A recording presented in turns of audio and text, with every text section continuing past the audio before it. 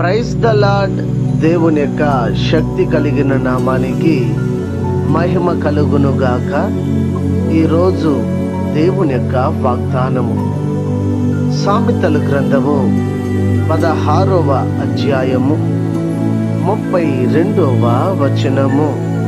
పరాక్రమశాలి కంటే దీర్ఘశాంతము గలవాడు శ్రేష్ఠుడు, పట్టణము పట్టుకొని వాని కంటే తన మనసును స్వాధీనపరుచుకుని వాడు శ్రేష్ఠుడు అని ఇక్కడ రాయబడి ఉంటున్నది. ఈ దినము దేవుని యొక్క వాగ్దానాన్ని వింటున్న వారులారా, ఆలోచన చేయండి.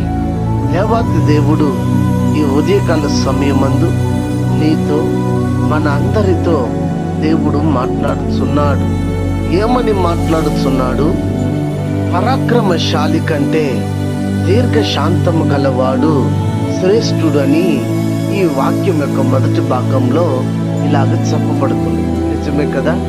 ఎంత బలమున్నా, ఎంత ధైర్యం ఉన్నా, దీర్ఘశాంతము లేకపోతే వాడు దేనిని కూడా, ఒకవేళ శత్రువులని తన యొక్క బలాన్ని ఉపయోగించి మరి బల ప్రదర్శన ద్వారా రాజ్యాన్ని పట్టుకోవచ్చు, కానీ రాజ్యాన్ని స్వతంత్రించుకోవచ్చు. కానీ జ్ఞానముతో దీర్ఘశాంతముతో మరి ఉండవాడు శ్రేష్ఠుడు. దీర్ఘశాంతం ఎప్పుడు వస్తుందంటే, జ్ఞాని అయినటువంటి వారు దీర్ఘశాంతముతో వ్యవహరిస్తారు.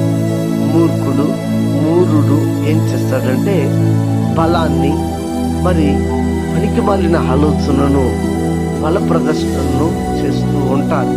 అయితే దేవుని యొక్క లేఖనం సెలవిస్తుంది, ఇదిగో బలవంతుడి కంటే కూడా, బల పరాక్రమశాలి కంటే కూడా దీర్ఘశాంతుడు శ్రేష్ఠుడని. పట్టణమును పట్టుకున్న వాడి కంటే కూడా పట్టుకున్న ఏ ప్రయోజనము లేదు.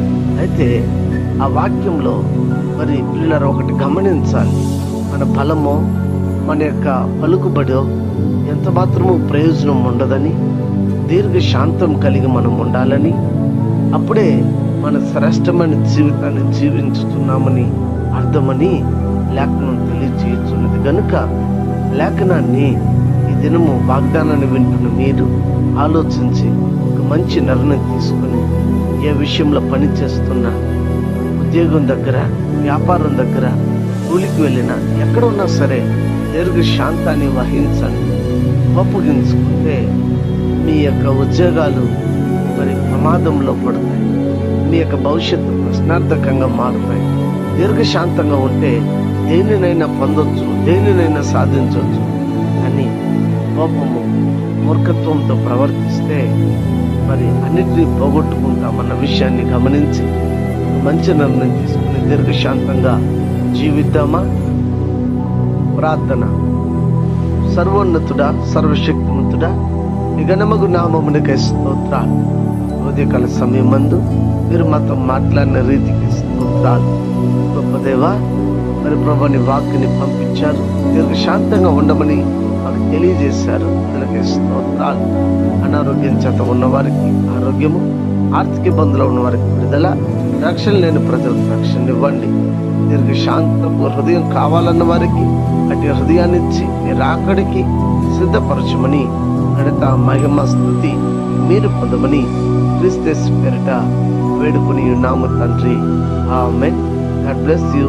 దేవుడు మిమ్మల్ని దీవించి ఆశీర్వదించును గాక. ఆమేన్.